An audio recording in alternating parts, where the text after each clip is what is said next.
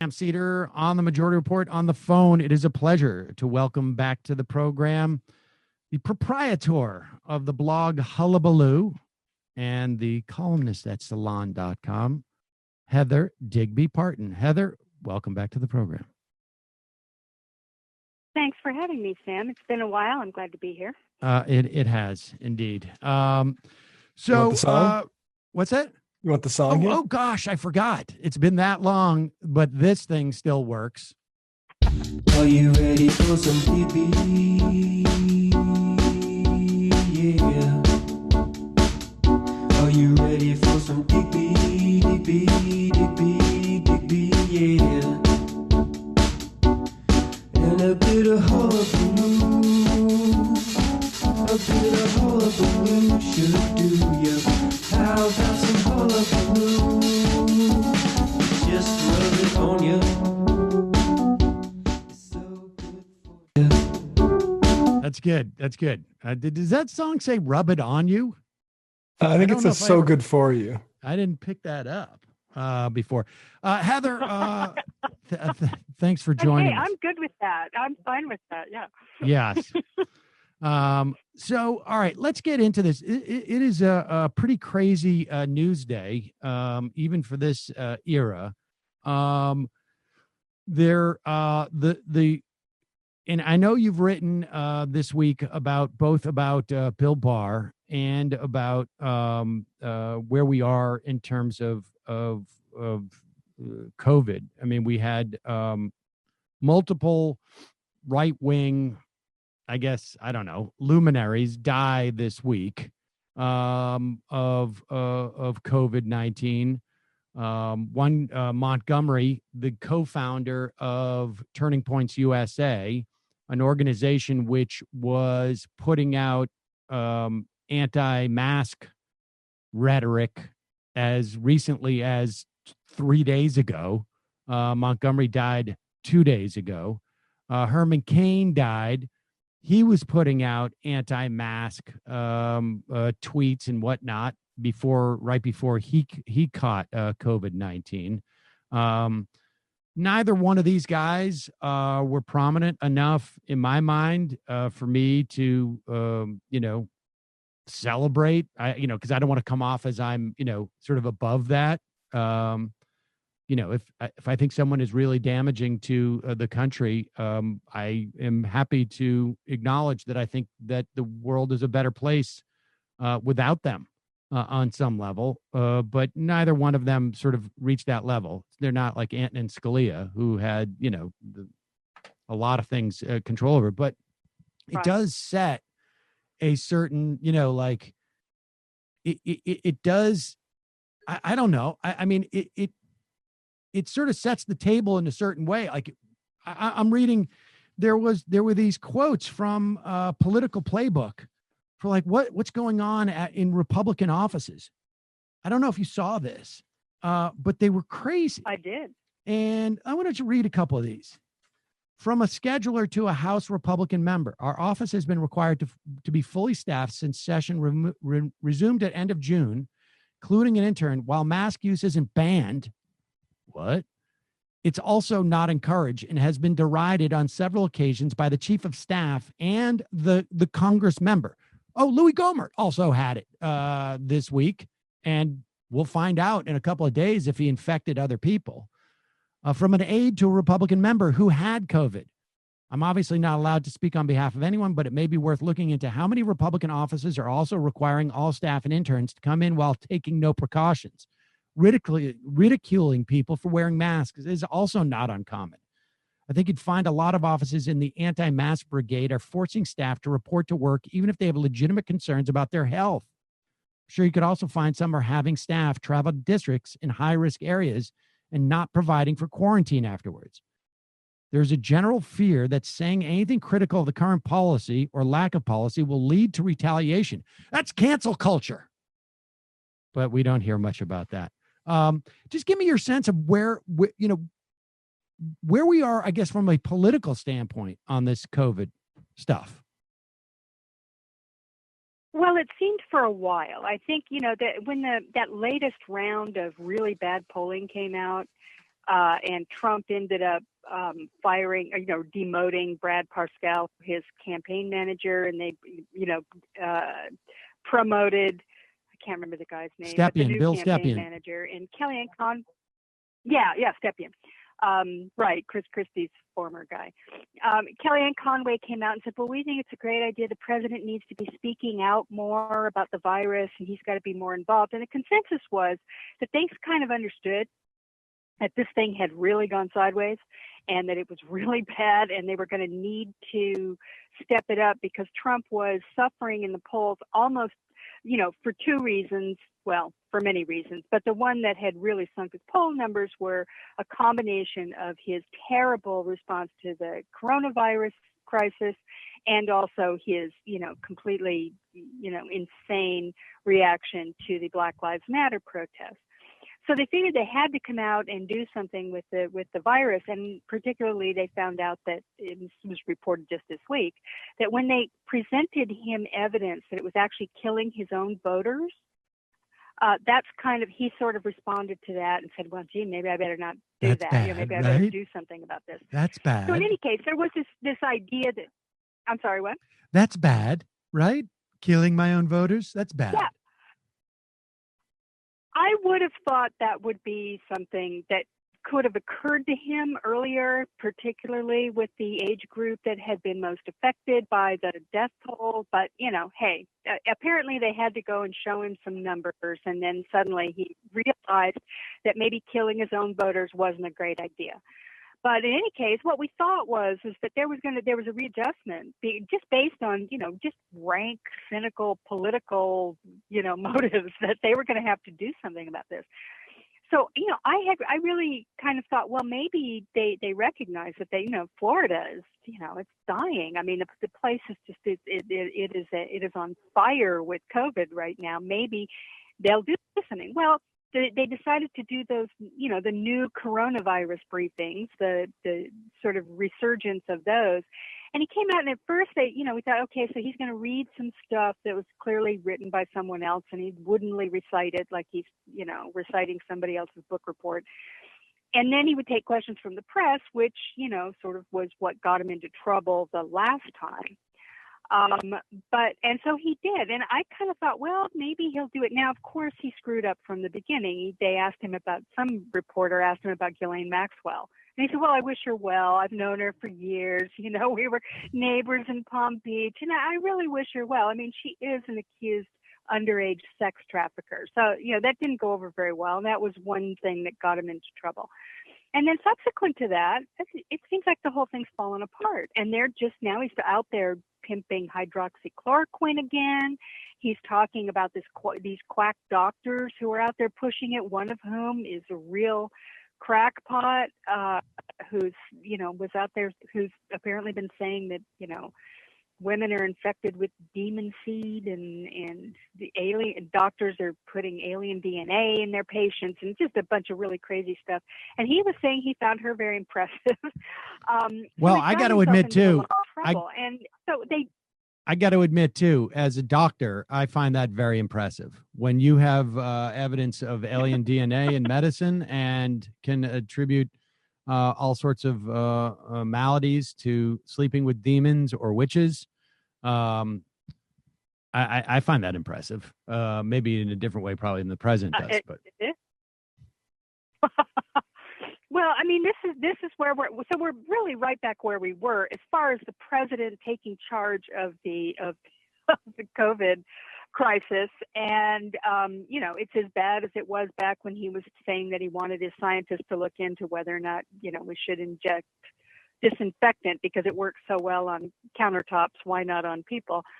I mean, so they can't do anything about him. I guess my point is that they, as much as they tried to sort of do some kind of a pivot, it didn't really work, at least in terms of the coronavirus. So you see this stuff. Now let's take, you mentioned Gohmert and you mentioned Herman Cain.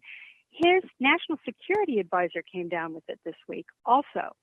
And here's the thing about, he got it. He tested positive. He'd been running all over Europe without wearing a mask. I'm not sure why they let him. Apparently, they had some sort of assurance over in Europe that he didn't have it, and then it turns out that he may have had it.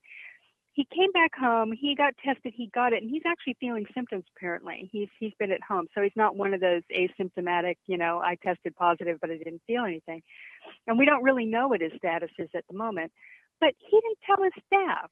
He didn't mention it. It's just like what you say about the Congress. They got, when Gohmert tested positive, he was getting on the plane with Trump, by the way. He was getting ready to get on Air Force One, and they tested him because Trump was going to Texas for a fundraiser, and they found out he had it. So what did he do? He didn't go home. He went back to the office, and he filmed a maskless video in which he, indicated he thought maybe he got it from wearing the mask, another one of these right-wing tropes. And that's when the flood of all these staff members came in to Politico, where they were saying, look, this is really bad, because, Gohmert knew he had it, and he went back to the office and, basically exposed everybody in the office to it. The same thing happened with Robert O'Brien, the guy in the White House, the national security advisor, who didn't tell his staff that he tested positive. So, the upshot is that these people still, after all we've seen, after all we know, after the numbers have gone crazy, the death rate is skyrocketing again, they still don't take it seriously. And Trump even said yesterday at his briefing, pretty much indicated that he still thinks it's a Democratic hoax. He said, hey, on November 4th, believe me, on November 4th, they'll reopen the country the day after the election. If they win, they'll be reopening, pretty clearly thinking that there's nothing to this. So I don't know, I have very little hope at this point that they're going to do anything about this, that there's any hope for any kind of a strategy beyond just, grinding it out and getting through it until the first of the year. What are they going to do? What in great moment of what epiphany are these people going to have when it's even in the White House, when the national security advisor has it, when Herman Cain dies of it, who pretty clearly, I think there's a lot of evidence he got it at that rally. Other people did. The public health officer in Tulsa said that the rally spread the virus. And, here we are, with just one, we're just taking one day after another, having to deal with this thing as it now Deborah Burke said that it's, it's working its way up the country. It's going to Tennessee now. It's going to Kentucky, Ohio Valley. They're watching it happen, and nothing is being done. And, you put this on top of the news that we got last night from this Vanity Fair article that Jared and his whiz kids, who, remember, they were running a separate coronavirus task force on a different track than the official one throughout the spring. I don't even know if it still exists, but it did at the time, where he was interfering in all kinds of stuff. But apparently their whiz kids did come up with a national testing and tracing plan. They came up with one. They had it all on paper, ready to go to the president. He was ready to receive it. Apparently, this was going to happen in the early part of April.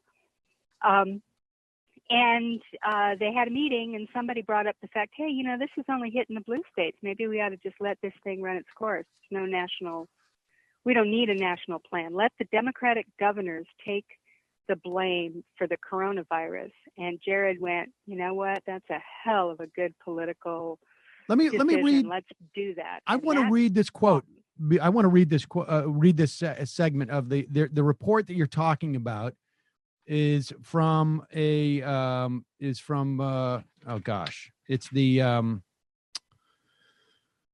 it's written up in Vanity Fair. Sorry. And let me just read from that, because this is the kind of stuff that in a functioning democracy, this guy is maybe brought up in charges after, the election for this type of stuff.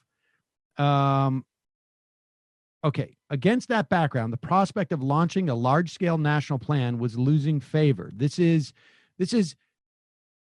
have developed this plan. And let's be honest, the plan that they're talking about is, I'm not convinced that, you and I and Matt and Brendan and Jamie could get into a room and we would come up with more or less the same plan, right? This is not rocket science. You need to like have you need to have accounting for this. You need to be able to turn these things around quickly. You need to develop some contact tracing. It's stuff that everybody's been saying. It's like, why haven't we been doing this? Well, they came up with this plan. Here's the plan. The plan called for the federal government to coordinate distribution of test kits so they could be surged to heavily affected areas, oversee a national contact tracing infrastructure. Very obvious stuff. Yes, if you have a central clearinghouse in the federal government, they have the data to say like, oh, we're going to need this in Kentucky because we're starting to see, an uptick here, whatever it is. It also proposed lifting contract restrictions on where doctors and hospitals send tests, allowing any laboratory with capacity to test any sample. It proposed a massive scale up of antibody testing to facilitate a return to work. Called for mandating that all COVID-19 test results from any kind of testing taken anywhere be reported to a national repository as well to state and local health departments. So you could assess, like, are these tests accurate? Where, like everybody's got to share this information. And they wanted a national sentinel surveillance system, which would allow real-time capability to see where things are surging, right? This is all sort of like obvious stuff. But then the White House was like, we don't want to test. We're nervous about testing. So against that background of the White House being reluctant, the prospect of launching a large-scale national plan was losing favor, said one public health expert in frequent contact with the White House's official coronavirus task force. Most troubling of all, perhaps, was a sentiment the expert said a member of Kushner's team expressed, that because the virus had hit blue states hardest, a national plan was unnecessary and would not make sense politically. The political folks believed that because it was going to be relegated to Democratic states, that they could blame those governors and that would be an effective political strategy, said the expert. That's a quote. That logic may have swayed Kushner. Quote, it was very clear that Jared was ultimately the decision maker as to what plan was going to come out, the expert said. Just for context, to understand what that means, let's play this clip. I think you and I have played this clip multiple times from Pam Carlin when she was testifying in front of the Judiciary Committee that was looking into impeachment back, I guess, in maybe December or January. Here's Pam Carlin testifying, and this is what we're looking at. What happened in 2016 was bad enough. There is widespread agreement that Russian operatives intervened to manipulate our political process. But that distortion is magnified if a sitting president abuses the powers of his office actually to invite foreign intervention. To see why, imagine living in a part of Louisiana or Texas that's prone to devastating hurricanes and flooding. What would you think if you lived there and your governor asked for a meeting with the president to discuss getting disaster aid that Congress has provided for? What would you think if that president said, I would like you to do us a favor. I'll meet with you, and I'll send the disaster relief once you brand my opponent a criminal. Wouldn't you know in your gut right, that's it. that that's such a president that dynamic is what we're looking at, right? They're not going to provide a national testing strategy because they think this is hurting blue state governors. This is nuts. It is nuts. And it's just, and by the way, it wasn't just the White House that was doing this. Remember Mitch McConnell at the time? They were talking about doing aid to states and cities. And one of his aides put out a whole plan. And I think McConnell actually, said this at some, function that he was at, that they weren't going to do a, quote, blue state bailout. Meaning that, they weren't going to, they thought that the virus, these people were living in this dream world, I guess, where they thought that the virus was only going to attack Democrats, and that was good for them. So they didn't want to bail out any states. They didn't want to do testing in blue states. They didn't want to have a national response and, somehow make it look like this was a problem that they had some responsibility for. I mean, this was going on all through the spring. You can just see how that whole through line of these political considerations were happening. And what it depended on was a couple of things. You had Deborah Birx there. This was reported in the New York Times a couple of weeks ago. During that period that we're talking about, late March and early April, Deborah Birx was running around with this, pie in the sky, optimistic model that was showing the virus was going away and it was going to go away. Now, this woman, she's the doctor. She was highly respected as a scientist. I don't know why she adopted this particular model. Nobody really knows, although I have my suspicions. And she was a member, happy to be a member of Trump's team. So maybe that tells you all you need to know. And she had an office in the West Wing, and she had access to everybody. And she was pushing out this idea that the virus was going away. Trump didn't come up with this on his own. This is something that he heard. And I think we know where he heard it, that it was going to go away someday. And that her model at that time was this optimistic model. Remember, they're saying, 60,000 deaths tops. That was coming from that particular model. And I won't go into why that was. I mean, there's a reason why that model was so optimistic and it was really stupid. But, in any case, that's what he wanted to hear because he was desperate about the economy at the time, particularly the stock market. He was freaking out. He didn't want his numbers to go up. We know that, they're got to keep my numbers down. So there was that pressure coming from that as well. So they're saying you don't need to do a national testing because it's going away on its own. And you had this blue state political thing. So basically what we're talking about, and I think maybe this kind of crystallizes the entire Trump administration, not just the response to the COVID crisis. There are only two things that they are able to contemplate: punishing their enemies and magical thinking that problems are just going to go away. I mean, this is their entire approach to governing, and has been in every way. In terms of the COVID crisis, though, this really, the chickens came home to roost on this particular governing strategy of, because obviously it doesn't work at all. The virus is a virus. It's not subject to political considerations, and magical thinking has no effect on it. So they're stuck with this. And, we're just seeing this. Again, it's as you point out, look, you're still seeing this stupid argument over masks. I mean, I can't believe we're still doing that.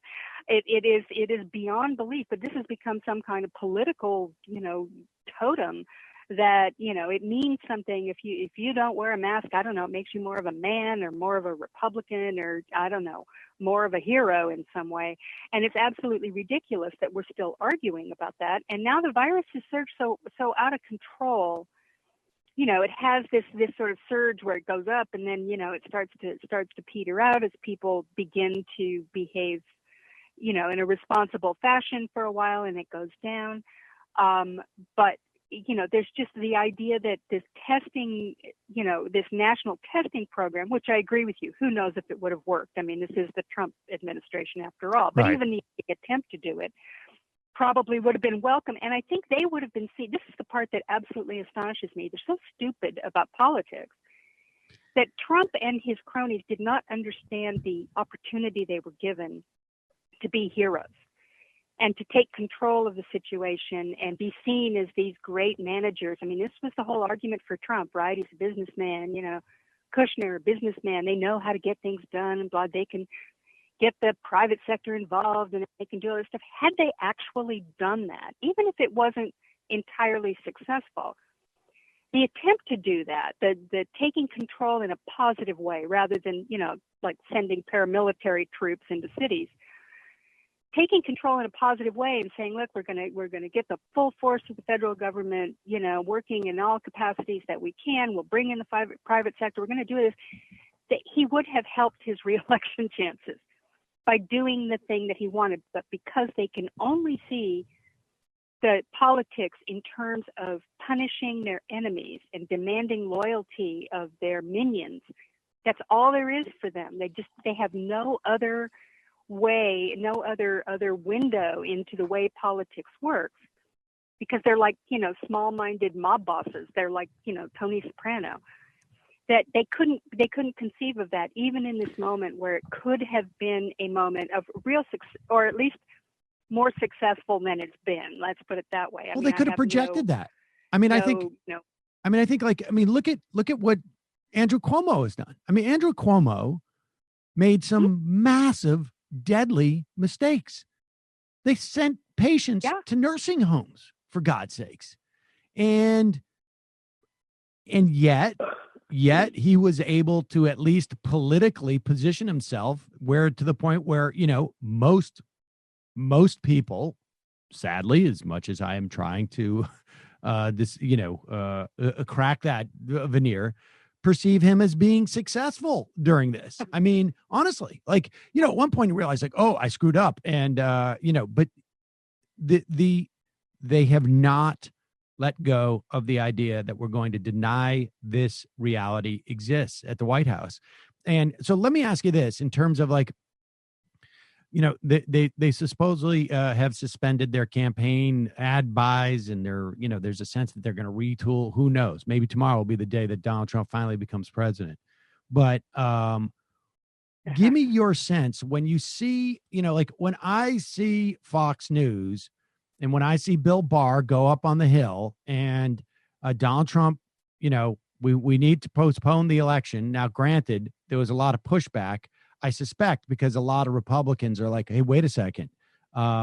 We don't want more time here, because if the time between September and the election is longer, we could lose worse, I think, is probably what they're thinking. I mean, that honestly, time is not in their favor here because the economy, they just left town yesterday, the Republican Senate did, without dealing with extended unemployment. We're going to have millions of people, tens of millions of people, who are going to be subject to eviction within weeks. We're going to have tens of millions of people who are going to suddenly feel a cut of $2,400 a month in what has been providing support for them, because they don't have the ability to work. I mean, things are going to go south very quickly. And to add another month, let's say, I mean, all of this is fantastical, but to add another month to the election cycle, I think there's a lot of Republicans out there going no, we don't want that. I mean, and it suggests to me that maybe there's been a decision by the sort of the Republican regulars that maybe it's time to start to distance ourselves a little bit from this and, think about how we can sabotage Joe Biden. You know what I mean? I mean, and I think from the Trump camp, it's more like, how can we just simply say this election's going to be illegitimate? I agree with you. And I think the first point you made is particularly important. The Republicans it makes zero sense in any normal political, sense that they would not want to work very, very diligently to keep the economy functioning going into an election unless they know they're going to lose it. And basically are instead setting up they're sabotaging the next administration by destroying the economy even worse before the election. I can't think of any other reason why. I mean, we're sitting there with a Congress and a president, and Trump too, ready to sign checks to the American people to get them through 3 months before the election. I mean, that's like in the old days, that would have been just manna from heaven, right? I mean, geez, the government's giving out money. Let's get some, right? Let's get some and do it. And then we're in the middle of this terrible crisis, and they know that people are going to be suffering, evicted, as you say, losing. I mean, they're already lining up for food banks. What's it going to be like in October if this aid is not continued? So it's definitely, that's again another political decision based purely on sort of a punitive, petty, vindictive sort of measure, and that's being done by the Republicans in Congress. They're the ones who are doing this. This isn't even Trump. I think he's so out of it. I think he'll sign whatever they give him. But, so this is what's happening. And I think that's the motivation for them not to want to extend the election, and also trying to, preserve some vestige of deniability that they were totally in the tank for Trump. I mean, the head of the Federalist Society said that it was fascistic and Trump should be impeached in the New York Times yesterday. So that was something of a shot across the bow, but don't kid yourself. There's a second part of this, which is what Trump concentrated on when they asked him about it yesterday in his coronavirus, rally briefing at the White House. He ignored the delay the election part and went directly to, I don't think the election's legitimate if we don't count all the votes on election night, and really attacked mail-in voting. And, we're seeing them. There was a story yesterday that it's a Trump crony that's in charge of the post office. Yep. And he's now instituting all these new rules that are delaying, just normal mail and packages, much less this, great surge of mail that's going to come with the election, which seems obvious. This is just obvious what they're doing. And I know that this is true because my mail has been delayed. I've actually seen this happen. I was wondering, I'm going, what is going on here? Because they've usually been pretty good. It's all tracked, on computers, and you can usually figure out where your packages are and stuff. And suddenly the whole thing's gone kerflooey just in the last couple of weeks.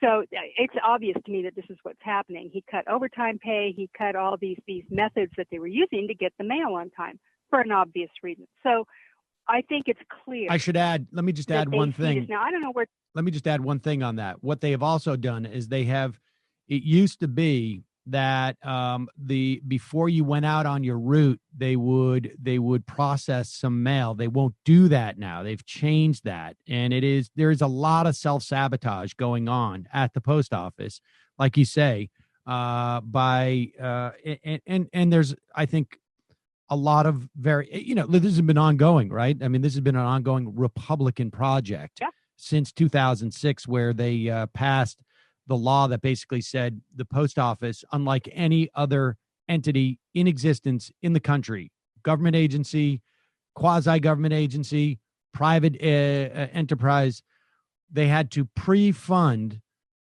the retirement benefits 75 years out.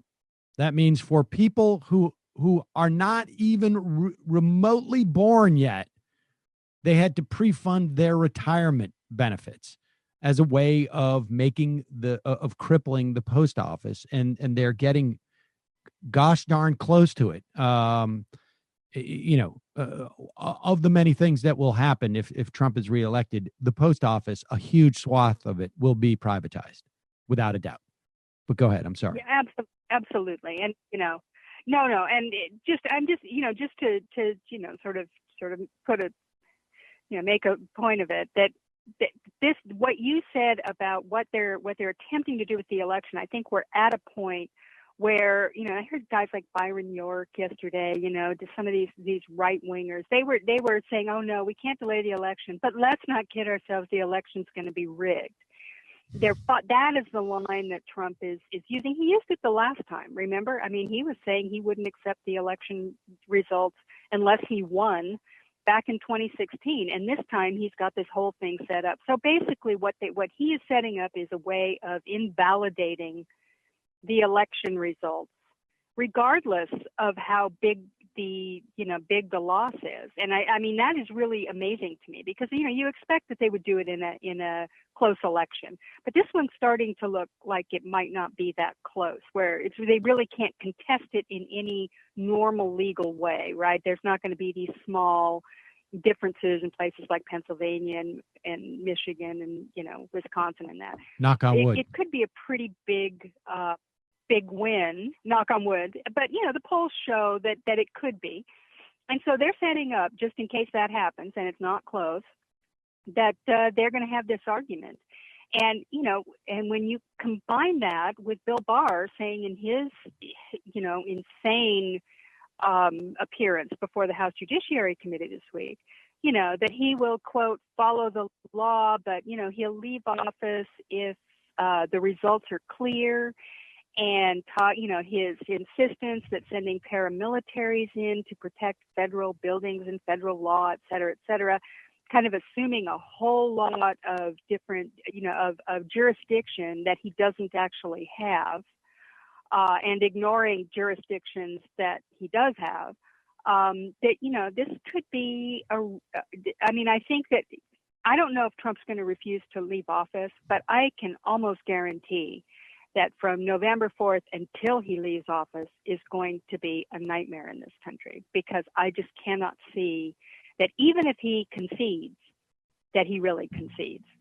That this is, and certainly his people, the Boogaloo Boys and God knows the Proud Boys and the militias and God knows what else, the people on their boats and the Hells Angels and God knows what else. I mean, these are all heavily armed people. And now you've got, paramilitaries that are working on behalf of him, that on an official basis. That I think that there will be a large number of Americans who will not accept the result. Whether Donald Trump accepts it or not, I don't know. But I can guarantee that there's going to be millions of Americans who won't accept it after listening to this drivel for the last few months. And it's going to continue. And you're right about the advertising. They pulled the advertising because of, quote, messaging. I am really wondering what the new messaging is going to be. But I have a feeling this could be it. That, the election's rigged, it's not right, our system is broken, you can't trust anything, et cetera, et cetera. So, here we are. We're going to find out, I think, in a couple of days. We're going to get a sense of which way they're going to go with this. And I think you're right. I mean, this is, I think there is a sense that they feel they are cornered. And this is the only direction they can move in. We will see. Heather, as always, disturbing and a pleasure. I don't know. Pleasurably disturbing. Well, I don't know if I would say that, but I'm glad we had the opportunity. Tigby, thanks again. My pleasure. Have a great weekend. All right. Bye-bye. You too.